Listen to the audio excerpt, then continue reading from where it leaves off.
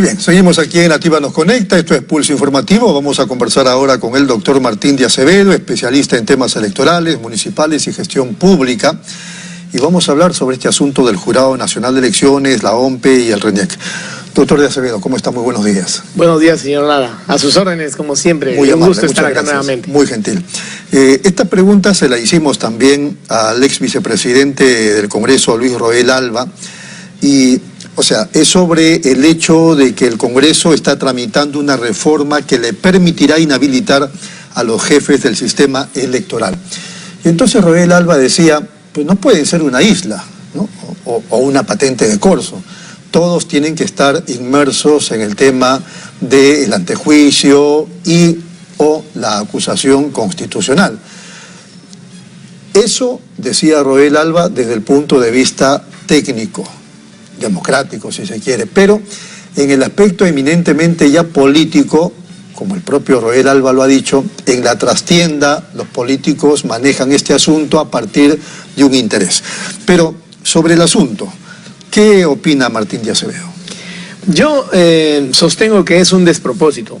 Casi en ningún país del mundo hay tal cosa, donde el sistema electoral es fiscalizado y supervisado por quienes son los actores políticos, justamente a partir de que el sistema, por la Constitución, convoca, dirige, proclama y finalmente da los resultados definitivos y la credencial a estas autoridades. Entonces, o sea, no fue un error de la Constitución del 93, porque más o menos eso le entendía Roel Alba, no, sino que ellos consideraron que no pueden ser motivo de esta situación. No, por el contrario, pues de ninguna manera, viene de muchos años atrás. Es más, en la del 79 era solamente el Jurado Nacional de Elecciones. Claro. Tratando de intervenirla un poco al sistema, se creó en ese momento, pero que luego ha funcionado, y valga en verdad, se decía, un monstruo de tres cabezas. Se dejó al Jurado Nacional de Elecciones y se creó la RENIEC y la OMPE, cuando antes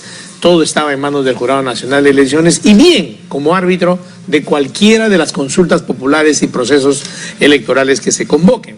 Y decía, para terminar la idea anterior, señor Lara, que no puede ser pues que estos actores que son parte del proceso, luego convertidos en autoridades, puedan tener la posibilidad de hacer el juicio y el antejuicio político sobre la base de criterios eminentemente políticos y no jurídicos, porque si los criterios son jurídicos, esos tienen que ser objetivos en base al principio de tipicidad y en base al principio de legalidad. Pero cuando uno entra en el terreno político, como ellos mismos, ahorita por ejemplo los 10 partidos que tienen representación en el Parlamento, las opiniones, las propuestas, las posiciones, legítimamente además, son absolutamente subjetivas, parten de una interpretación personal de cada uno de ellos, luego entre ellos mismos se sientan y consensúan y tratan de tener una posición. Ese procesamiento de naturaleza, de principio a fin, de naturaleza eminentemente subjetiva, luego no puede ser puesto para juzgar a los jueces electorales del proceso, porque se prestaría a una vindicta política, a la intervención sobre un organismo que siempre ha debido... ¿Y cómo si juzgan a otras entidades, a otros funcionarios de otros niveles? Porque es parte de su función fiscalizadora, en la medida en que se fiscaliza la gestión que hacen estas entidades públicas, estas otras entidades públicas, partiendo además de la premisa del sistema que nosotros hemos adoptado como país, el sistema de los 3 poderes del Estado, cada uno de ellos con su autonomía. Pero de un tiempo a esta parte, la clase política y dirigente en nuestro país, más exactamente, el primer hito yo lo preciso en 1992, con la desinstitucionalización de los partidos políticos y de la clase política y dirigente y del sistema mismo y las entidades públicas, y luego, a partir del 2017, cuando se agrava esto hasta la fecha, ya llevamos 7 años, donde no puede terminar, por ejemplo, un periodo presidencial un presidente, porque han abierto de tal forma la posibilidad de juzgarlo, de que en lo sucesivo, ni ellos mismos que ahora y luego van a tener un candidato y probablemente un presidente o una presidenta, van a poder frenar aquello de que el presidente no termina su mandato porque le van a imputar criterios subjetivos como si fueran infracciones penales o infracciones donde además está previsto de que les van a aplicar la suspensión o la inhabilitación para el ejercicio de la función pública por 10 años. Muy bien, entonces los 3 entes electorales, dice usted, no debieran ser tocados por nadie.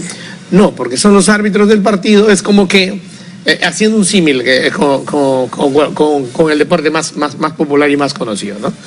Entran a la cancha, se juega el partido, el proceso electoral.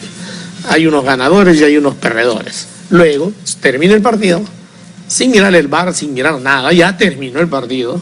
Los que han perdido y están en esos momentos en la tribuna comienzan a maquinar la vindicta política contra los que han arbitrado supuestamente mal desde su punto de vista. Y eso pues no ocurre en ninguna parte del mundo. Se va a prestar a eso recurrentemente. Ese es el punto que quisiera que me explique. En la región, por ejemplo, ¿cómo es en otros países de la región respecto de los máximos entes electorales? Guardan autonomía y solamente hay intervencionismo cuando se van gestando dictaduras o remedio de las dictaduras, bueno, como hay en Venezuela en estos momentos, ¿no? Al margen de Venezuela, de Nicaragua, Cuba, ¿cómo es, por ejemplo, en Argentina, en Ecuador? Tienen autonomía absoluta, autonomía absoluta. No hay el antejuicio. Que en nuestro país se denomina autonomía constitucional. ¿Y por qué la autonomía constitucional como una institución y como una institución que fortalece a este sistema? No hay ningún tipo de procesamiento, salvo que cometan delitos evidentemente probados desde el punto de vista del sistema jurídico, pero desde el punto de vista de someterles a un juzgamiento político, no hay tal cosa, porque la política es, como repito, a diferencia de la posición jurídica, señor Lara, es subjetiva, y está bien que sea subjetiva como valoración política y pensamiento que luego se convierte, digamos, en políticas públicas, ¿no? Y tratar de hacer las cosas bien y lo mejor para el país sostenidamente como política pública. Pero no pues esa forma como se viene viendo últimamente en el país, que se legisla por capricho, se legisla reactivamente, a partir de que los dominicanos... ¿Usted cree que sea capricho y acción reactiva? ¿No le parece que es un andamiaje? Exacto, yo iba a terminar la idea. Desde el 2017... se ha convertido en un andamiaje el Parlamento que hace este tipo de accionar. Después de cada domingo, y según las denuncias, reacciona reactivamente. Después, subjetivamente, y después, sistemáticamente, desde el 2017, en un comportamiento donde en condiciones normales se le denominaría a cualquier otro funcionario público, porque lo son además, ejercicio abusivo de un derecho a tener una función pública, sin saber que en la función pública también hay delimitaciones. La delimitación del ejercicio del cargo se llama, ¿no? O sea, yo llego hasta aquí en mis funciones fiscalizadoras, yo llego hasta aquí en mis funciones de representación y yo llego hasta acá en mis funciones legisladoras. Y perfecto, y que funcione, y se necesita, por supuesto, como en todas partes de una democracia republicana, y a partir de la Tercera República y del modelo francés y del modelo de Rousseau y más atrás de Aristóteles, de los 3 poderes del Estado, bien que hayamos adoptado eso. Pero lo que no se espera es que, además, con estas contrarreformas que han venido haciendo desde octubre del año pasado y las últimas las recientes, como digo yo, ¿no? Y con esto creo que estamos terminando la entrevista, pero le voy a dejar el razonamiento completo. Uno no puede pretender tener un mejor resultado si sigue usando siempre la misma fórmula y el mismo método para hacer, por ejemplo, un dulce. Exactamente igual.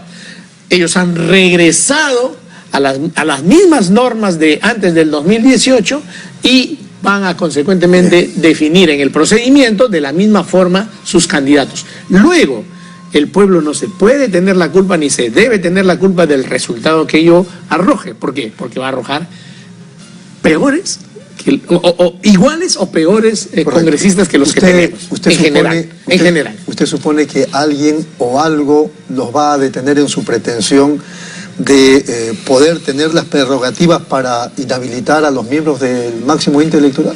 Desafortunadamente no. Desafortunadamente no. Eso es inminente.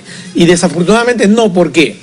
Porque se vive una especie de pacto soterrado entre el Ejecutivo y el Legislativo para durar hasta el 2016, cueste lo 26, perdón, hasta el 2026, cueste lo que le cueste al país en términos económicos, ¿ah? ¿Por qué?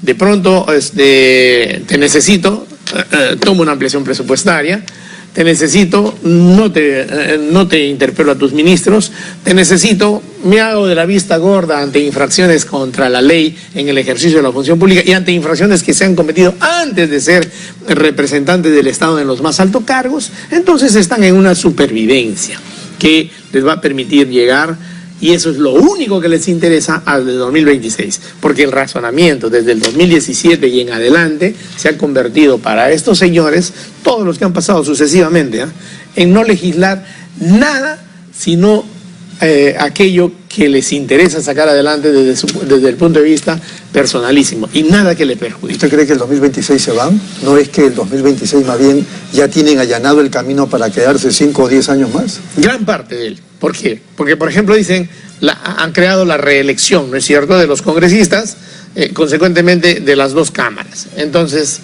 contra ellos, y salieron a decir, ¿no?, en justificación, dos cosas.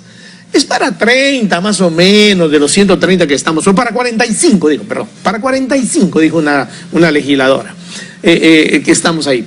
Ahí violentaron una norma y un principio que está en el 103 y en el 110 de la Constitución. No se debe legislar por la naturaleza, por la diferencia de las personas, sino por la naturaleza de las cosas. Y ellos lo están haciendo para esos 45. En segundo lugar, dijeron, nosotros no nos autorreelegimos.